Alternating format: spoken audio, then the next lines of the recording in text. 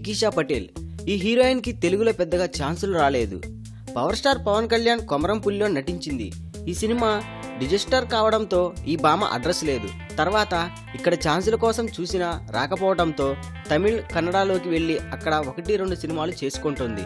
చాలా గ్యాప్ తర్వాత ఆమె అరకు రోడ్లో అనే సినిమాతో మళ్ళీ ఇక్కడ ప్రేక్షకుల ముందుకు వచ్చింది. ఇది ఇలా ఉంటే ఈ అమ్మడు పవన్ కొమరంపులి సినిమాపై షాకింగ్ కామెంట్లు చేసి పవన్తో పాటు అందరికీ పెద్ద షాక్ ఇచ్చింది. కొమరంపులి అమ్మడికి తొలి సినిమా. పవన్తో సినిమా అంటేనే ఏ హీరోయిన్ అయినా ఎగిరి గంతేస్తుంది. కానీ ఆ సినిమా తన ఇష్టంతో మాత్రం చేయలేదు అంటోంది నికీషా. ఇన్నేళ్ల తర్వాత తన కెరీర్ ఎక్కడికి పోతుందో అర్థం కాక ఆమె మళ్ళీ పవన్ కళ్యాణ్ సినిమా విషయంలో కాంట్రవర్సీ కామెంట్స్ చేస్తూ వార్తల్లో నిలిచింది.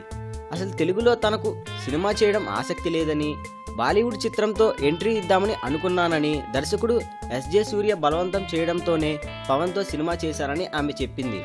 పవన్తో కలిసి నటిస్తే ఛాన్సులు వస్తాయని, అందుకే తాను చిత్రం చేశానని, ఇష్టంతో అసలు చేయలేదని చెప్పింది నికీషా. అయితే సినిమా ఫ్లాప్ కావడం వల్ల తనకు ఛాన్సులు రాలేదని వాపోయింది.